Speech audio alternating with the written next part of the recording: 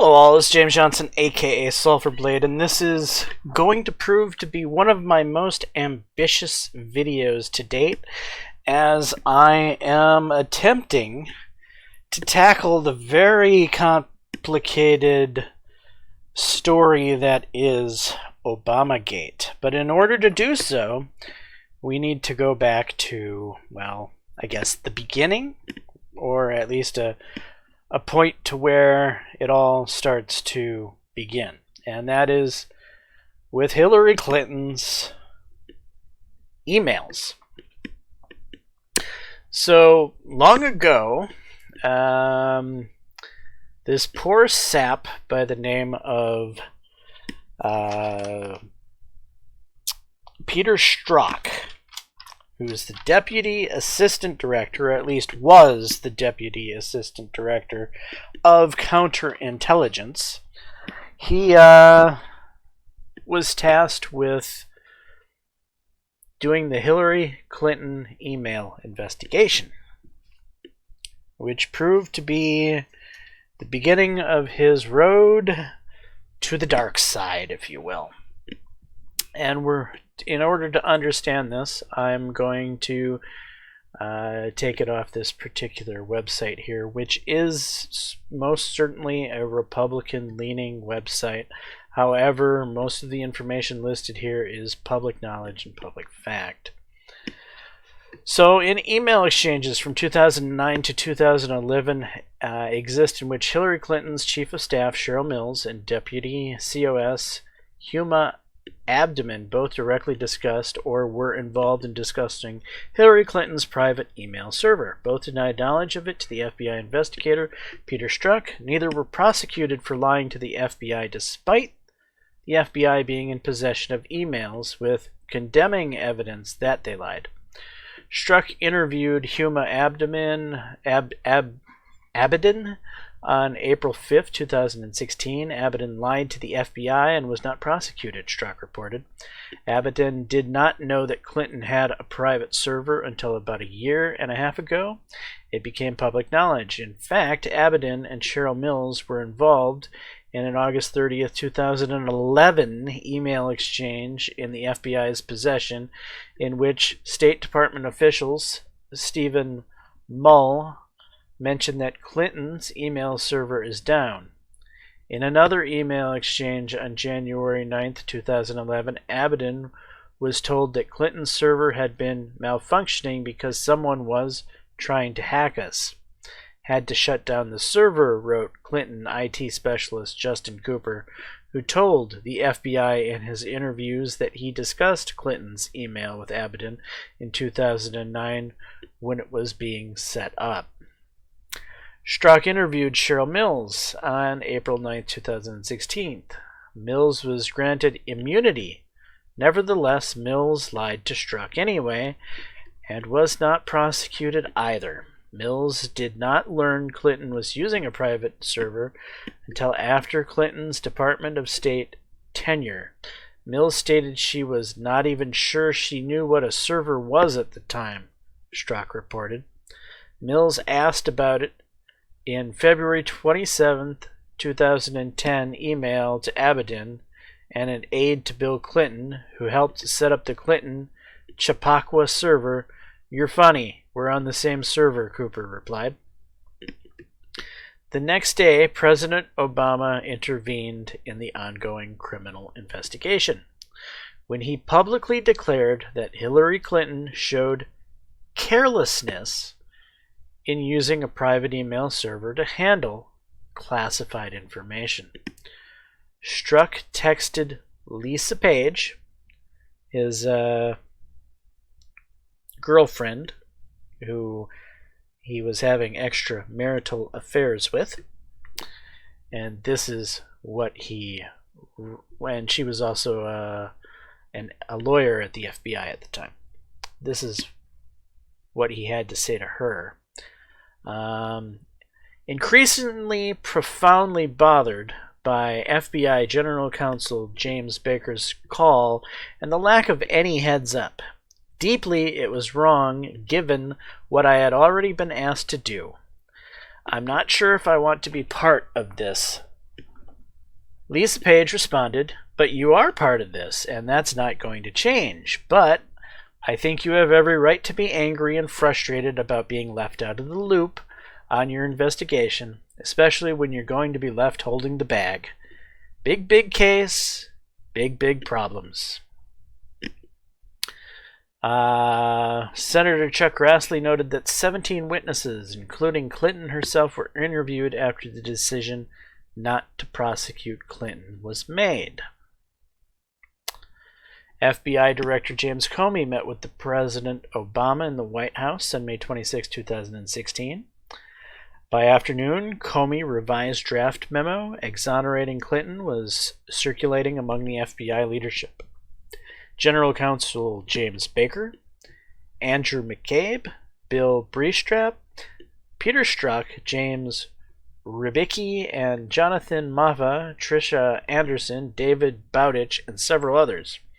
Strzok changed the language of the draft memo from grossly negligent to extremely careless.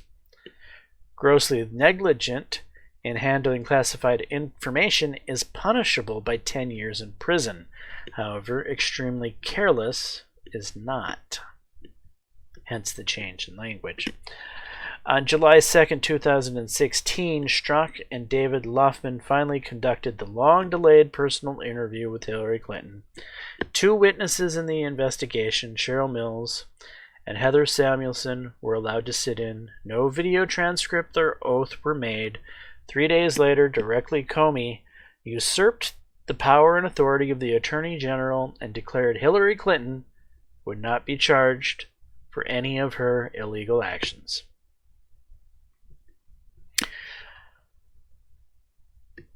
So, the cover-up. The FBI released documents under the Freedom of Information Act in early September 2016 from the Hillary Clinton and email investigation, which was now closed.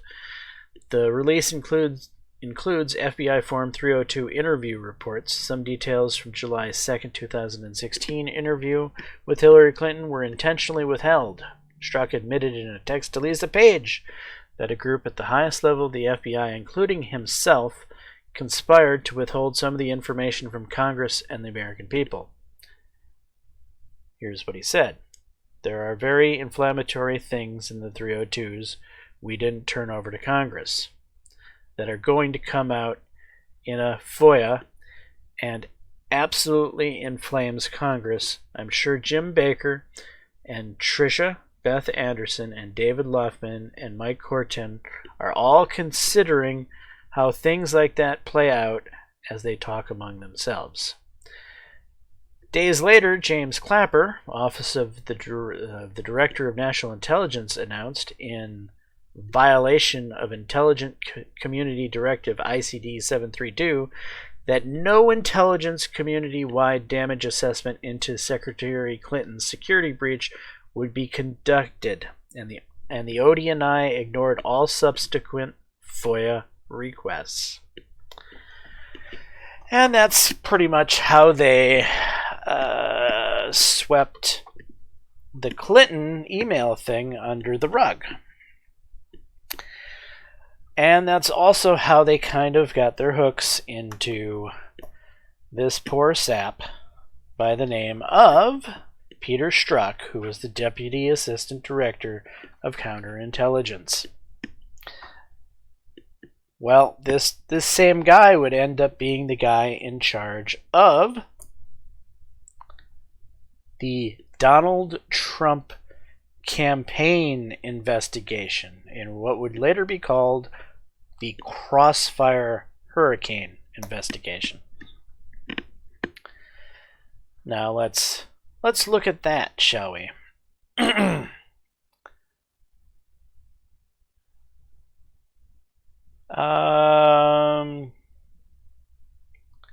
Yeah, okay. We'll go with the opposition research here. The Clinton campaign and Democratic National Committee hired the Fusion GPS group to conduct opposition research on Donald Trump. FEC records show Obama for America also paid $972,000 to Perkin Coie, a surrogate law firm for Fusion GPS beginning in April 2016. Mary Jacoby, wife of Fusion GPS founder Glenn Simpson, visited the White House in April. Fusion GPS then hired Nellie Orr, wife of the Associate Deputy Attorney General Bruce Orr. Nellie Orr specialized in Russian counterintelligence. Nellie Orr collaborated with ex-MI6 officer, former MI6 officer, Christopher Steele, to write Hillary Clinton's opposition research, the Steele dossier. By May 2016, Nellie's husband, Bruce, was working with Strzok. CIA Director John Brennan formed a joint counterintelligence task force. Strzok acted as the FBI liaison with John Brennan. Brennan himself selected the CIA and FBI analysts who worked on the Joint Intelligence Community Assessment, and they included Peter Strzok. Strzok was the intermediary between Brennan and Comey, and he was one of the authors of the ICA. Lisa Page and Strzok discussed circumventing federal records laws to hide their nefarious activities. The FBI began an investigation into the Trump campaign manager Paul Manafort's associations. This investigation led to wiretapping of at least 3 Trump associates: Paul Manafort, Carter Page, and Roger Stone. In June, Strzok had direct contact with Christopher Steele and received a preliminary draft of the Steele dossier. According to Clinton campaign manager Robbie Mook, the preliminary draft was also given to the DNC and Clinton campaign at the time. Strzok, Bruce Orr, and Lisa Page then applied for a FISA warrant to surveil the Trump campaign. The initial warrant application was denied. Let's read that again. The initial warrant application was denied. The Steele dossier was not enough to get the warrant application, according to this. On July 25, 2016, Strzok and Lisa Page exchanged messages about Strzok's personal friendship with new FISA court judge Rudy Contreras. And we'll read what they said here. Page: Rudy is on the Foreign Intelligence Surveillance Court. Did you know that? And Strzok: well, yeah, he was just appointed 2 months ago. Strzok then says, I did. We talked about it before and after. I need to get together with him. Strzok then said he mentioned thinking about it. Even though he was junior, they needed people, and they especially needed minorities. And then he said he gotten on a month or 2 ago at a graduation party we were both at. Strzok, redacted, brought up a good point about being circumspect in talking to Contreras in terms of not placing him into a situation that he'd have to recuse himself. Page, girlfriend Page: I can't imagine either one of you could talk about anything in detail meaningful enough to warrant recusal. Strzok: really? Rudy: I'm in charge of espionage for the FBI. Any espionage FISA comes before him. What should he do, given his friend oversees them? Page: standards for recusal are quite high. I just don't think this poses an actual conflict. And he doesn't know what you do. Strzok: not the level of scope or area, but he's super thoughtful and rigorous about ethics and conflicts. Redacted, suggested a social setting with others would probably be better than one-on-one meeting. So basically what they're saying here is, hey, you're friends with the new FISA court judge. Maybe we can get our FISA court warrant for the Steele dossier through now that you know one of the judges.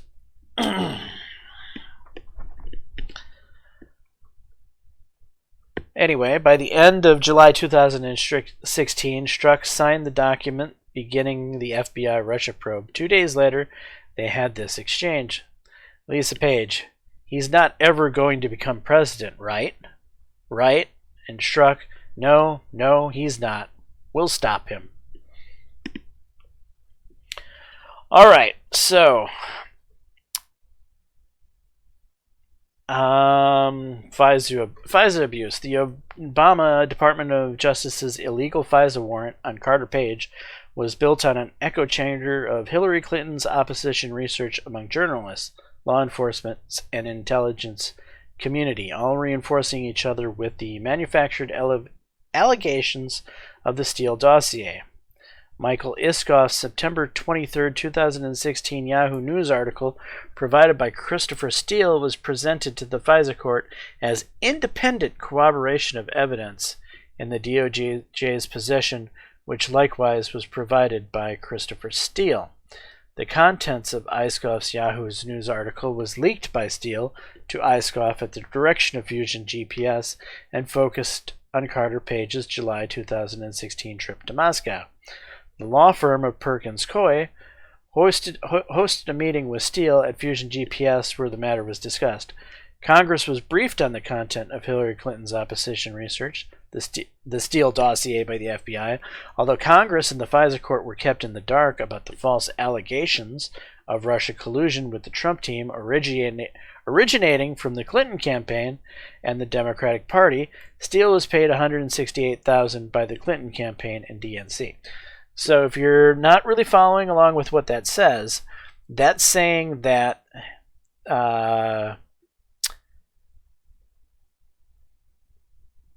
agents for Hillary Clinton took the Steele campaign, or the Steele dossier that she paid for to have basically manufactured, took them to Yahoo News.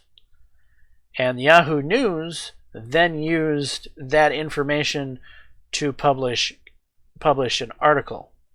Once the article was published, they then used said article as corroboration to the Steele dossier. So the Steele dossier was used to manufacture the exact same thing from the Yahoo News article.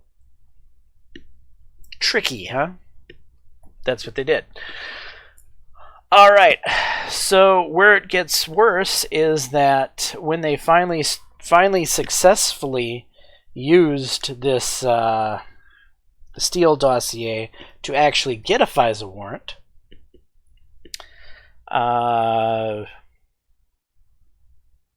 when the first warrant went through and they started surveilling Carter Page, who was kind of a low-level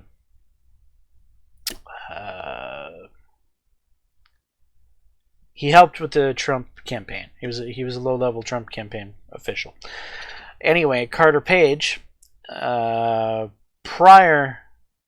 to working in the Trump campaign, was actually a CIA asset that they used for Russian intelligence purposes.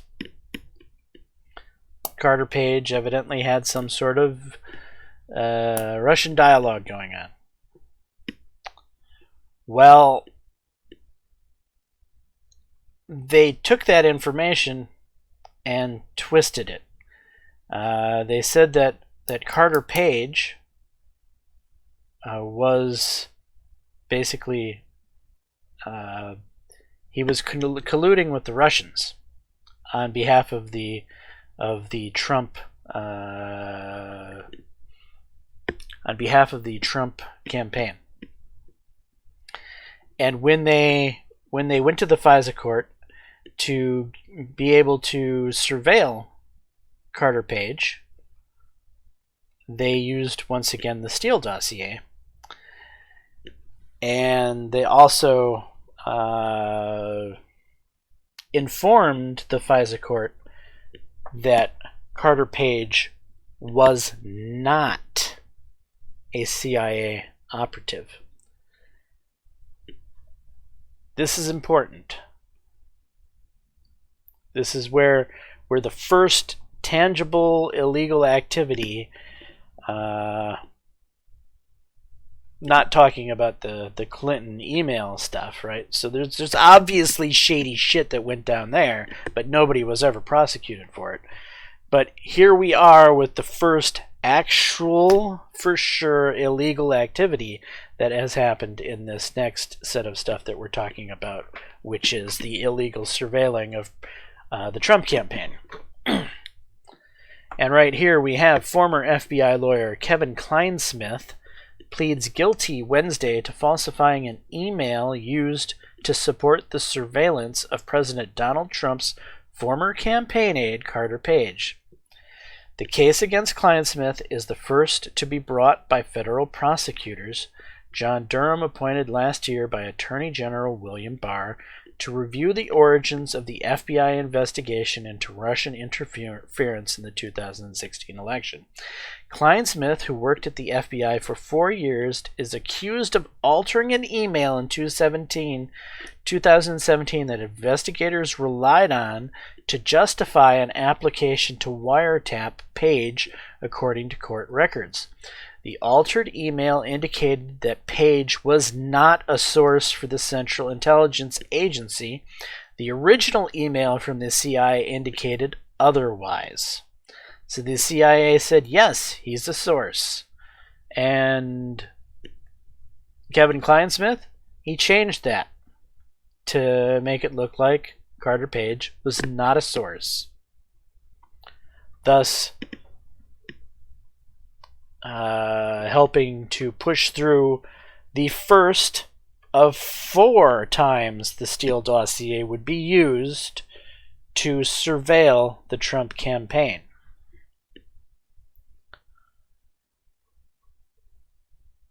All right. Shall we go on?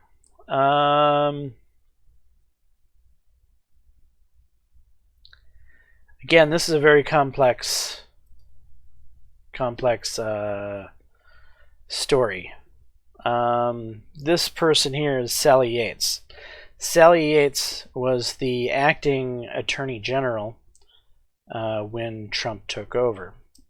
Sally Yates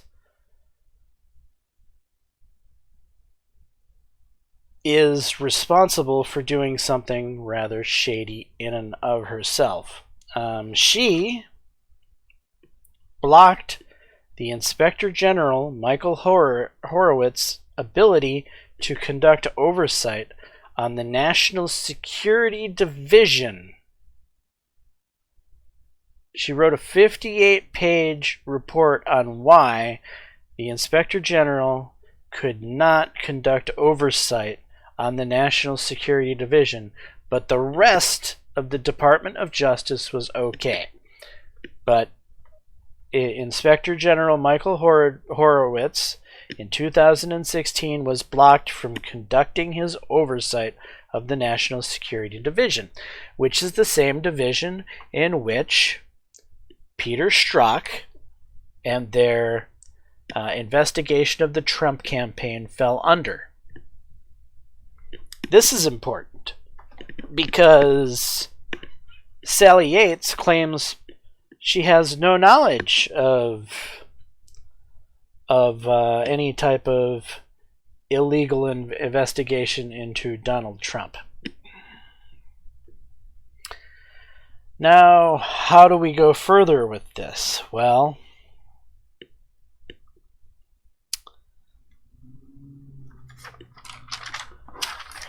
where am I now? What part of this am I at?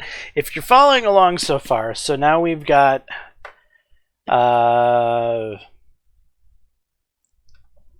if we go back to the beginning, when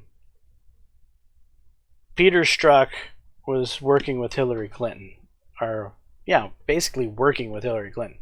When he let off Hillary Clinton, he was assigned with investigating her email stuff, And others around him, President Obama, James Comey, the director of the FBI, his boss, Andrew McCabe, the assistant director of the FBI, his boss, James Baker, the general counsel, or basically top lawyer for the FBI, kind of probably maybe not really his boss, but maybe kind of like a peer. And then some of these other peers of his, being other probably department heads within the FBI, basically forced him into changing his investigation into Hillary Clinton from grossly negligent to extremely careless. In which case, these guys like James Comey had already gotten their hooks into him. You know, once you go down that rabbit hole of corruption, there's no getting out of it. You're all corrupt together, right? So now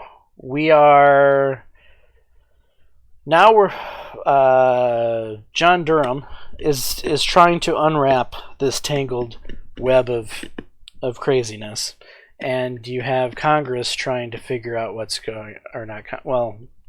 No, not Congress. Sorry, the Senate trying to figure out what's going on. Like Lindsey Graham has been holding Senate inquiries, and he physically asked James Comey about what was going on. Senator Graham, do you now agree that the CIA confirmed that Mr. Page was in fact helping them? Mr. Comey, I know from Horowitz's report that the CIA confirmed he was what they call a contact. Senator Graham, so the FBI in August of 2016 had information from the CIA informing the FBI that in fact Mr. Page was a resource? Did you not know that? Comey, I did not know of the nature of his relationship with the CIA. What I'm telling you is what I read in the Horowitz report. Now, reminder, this is the Horowitz report, right? This is the same guy who was not able to do his job and oversee these people under the Obama administration when he was working for Sally Yates, who said, no, you can't oversee what's going on in this department. Now the keys to the castle change over.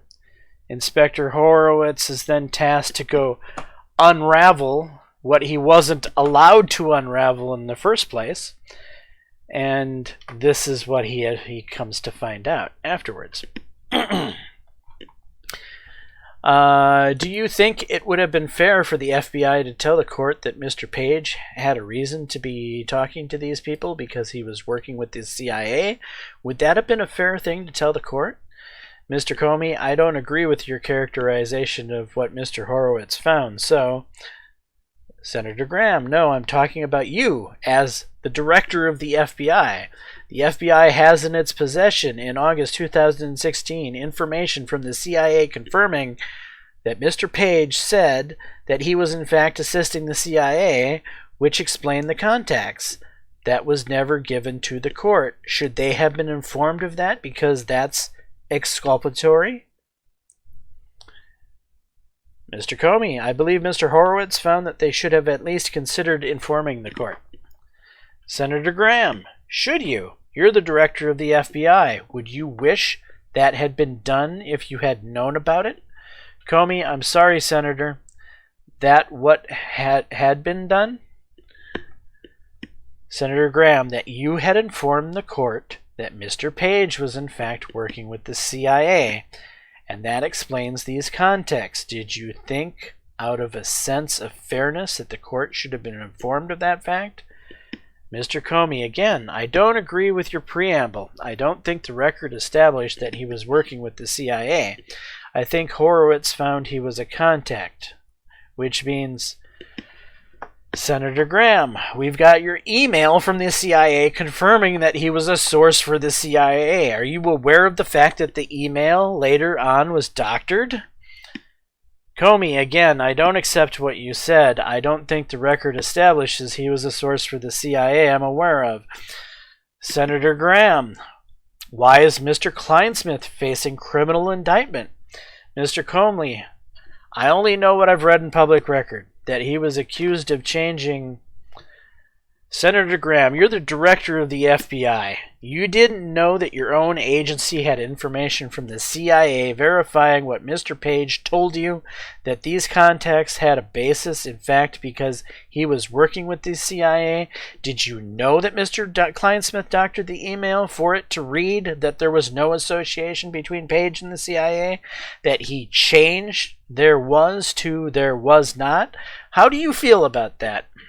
Mr. Comey, I know nothing about Mr. Kleinsmith, only what I've read in the public record. Blah, blah, blah, blah, blah. So,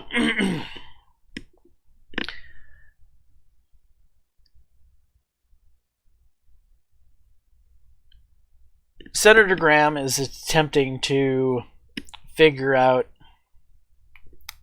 if Mr. Comey knew anything about what was going on.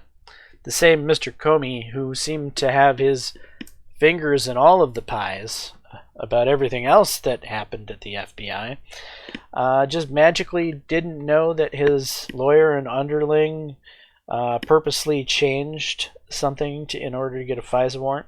The same FISA warrant that was being used to distract from Hillary Clinton's email investigations to Russia collusion with the Trump campaign. So, some of you might be asking, well, why would Obama have gotten mixed up with Hillary Clinton's mess? Why would he have skin in this game, other than the fact that Hillary used to work for him and that Hillary is a Democrat? Beyond those facts, why would Obama bother to get wrapped up in this? Well, let's look at that. So this article is from a little while ago. I think this article was written in 2016. And I'm just going to point over some individual parts of this article. This is an article basically talking about General Flynn being forced to retire from the Obama administration as the director of being forced out of the director of the DIA. So, in it, Flynn was warned that the United States was actually less safe from the threat of terrorism in 2014 than it was prior to the 9/11 attacks. In a remarkably blunt comment for a general, still in uniform, Flynn admitted to feeling like a lone voice inside an Obama administration that seemed to believe that the 2011 death of Osama bin Laden had signaled the end of radical Islamic terror as a seminal threat. Just months earlier, President Barack Obama had referred to the Ascendant Islamic State group, also known as ISIL or ISIS, as a JV or junior varsity team of terror. One other senior commander had been scheduled to speak at Flynn's retirement ceremony, but canceled at the last minute. General Martin Dempsey, chairman of Joint Chiefs of Staff, later that day. The reason Dempsey's absence became clear: Obama announced that U.S. warplanes had begun bombing ISIS targets, and the U.S. troops would soon be dispatched back to Iraq. So Flynn had been right all along. The global war against the radical Islamic terrorists was far from over. However, this was not the only bitter portion of contention between General Flynn and Barack Obama. General Flynn also said that the worst enemy that the U.S. had at the time was China. And Barack Obama evidently didn't feel that was so. Barack Obama strongly felt that Russia was the worst enemy that the United States faced at that point in time. And so basically, General Flynn and President Obama had very different ideas about who was our friend and foe and where we were at, basically, on the world stage. And Obama fired Flynn, got rid of him, forced him to retire. Obama did not like General Flynn. There was no love lost between the two of them. Now you're like, well, what does that have to do with this? Well, so Donald Trump was going to make General Flynn his, what was it, Director of National Intelligence? Pretty sure. And Obama pretty much straight up told Trump that's a bad idea, that Flynn was a terrible security risk. It basically begged Trump to not hire Flynn, and Trump's like, no, I'm hiring Flynn. Flynn's a great man. And so well, the investigation into the Trump campaign served to be a way of killing two birds with one stone. So obviously Hillary Clinton wanted this investigation to distract from her email server debacle. That was the primary reason that her campaign invested all of this money into the Steele dossier, was to pin something on Trump to change the narrative. I don't think they had any idea how effective their information campaign would become, or that it would take on such a mind of its own. But I think Barack Obama saw the ability to possibly get rid of General Flynn and thought, hey, we might be able to get rid of two birds with one stone. Because later, Joe Biden, among other people, would utilize the 4 times that the Steele dossier was used to surveil the Trump campaign, to surveil General Flynn. And while General Flynn was surveilled, they unmasked him. And you might be wondering, well, what does unmasking mean? A process known as unmasking, according to documents made available to 2 Republican senators by Acting Director of National Intelligence Rich Grinnell on Wednesday. So, unmasking is a process by which U.S. citizens' identity is revealed to authorized government officials because information involved with that individual gathered in an intelligence operation targeted foreigners. According to the document, Biden made the request on January 12th, 8 days before leaving office. An accompanying memo to Grinnell, signed by the National Security Agency Director Paul Nakasone, specifies that each official listed was an authorized recipient and that the unmasking was approved through the agency's normal process.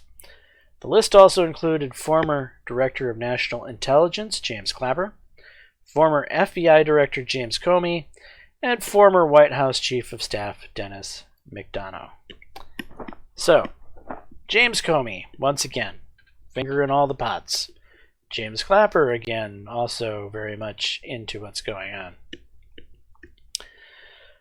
Last week, the Justice Department dropped its case against former Trump National Security Advisor Michael Flynn, though Flynn had pled guilty twice to charges that he lied to the FBI about conversations with Russian investigator Sergei Kislyak involving election interference. Election interference.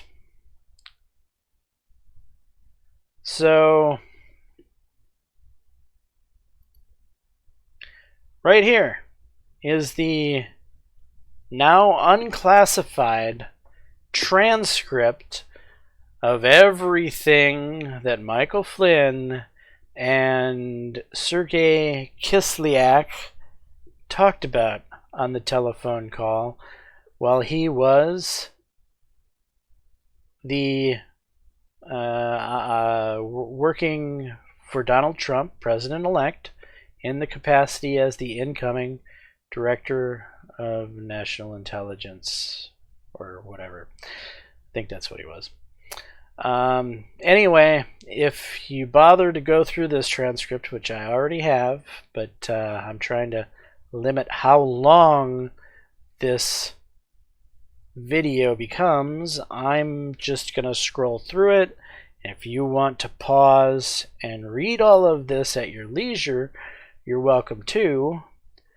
But be it to say, everything said within this transcript is above board. There is no election interference in here at all. The only thing that's here is an incoming official having a conversation with an ambassador from another country, be it Russia in this instance, prior to actually assuming office. So President Trump was president-elect. And so a very, very, very obscure rule was used to pressure General Flynn into admitting guilt. They said that they were going to go after his son. So General Flynn fell on the sword and pled guilty to the same damn judge who, where is it? The same damn judge that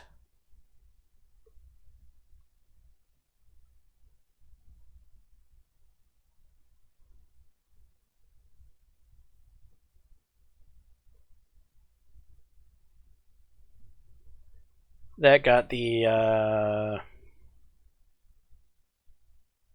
this guy, the friend of Peter Strzok, Rudy Contreras. Here it is. On July 25th, 2016, Strzok and Lisa Page exchanged messages about Strzok's personal friendship with FISA court judge Rudy Contreras. A year and a half later, in December 2017, Contreras accepted a guilty plea from the former Trump National Security Advisor, Michael Flynn, for allegedly lying to Strzok in the early days of the Trump administration. Strzok originally reported that Flynn did not lie. However, the FBI Deputy Director, Andrew McCabe, altered the interview to say Flynn did lie. All right, are you starting to understand why all of this is just so goddamn mind-bogglingly complex? And that's only half of the story. So we haven't even gotten to the stuff about Manafort or what's his name? The poor old guy who actually almost went to jail that Trump recently pardoned. I can't remember his name.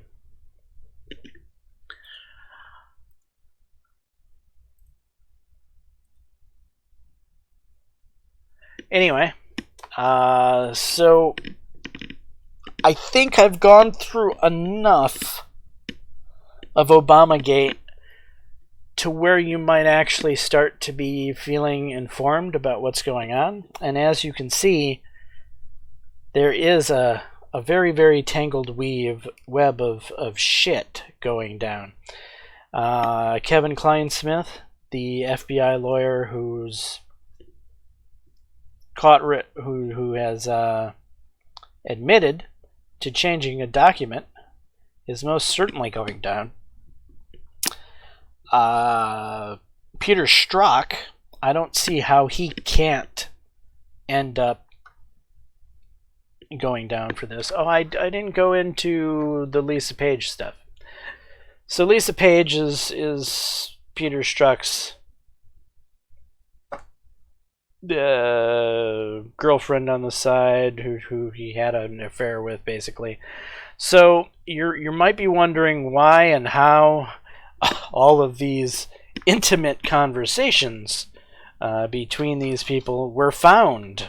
I mean, where did we get this information that Peter Strzok said to her, and she said this to him from? Where was that information mined from?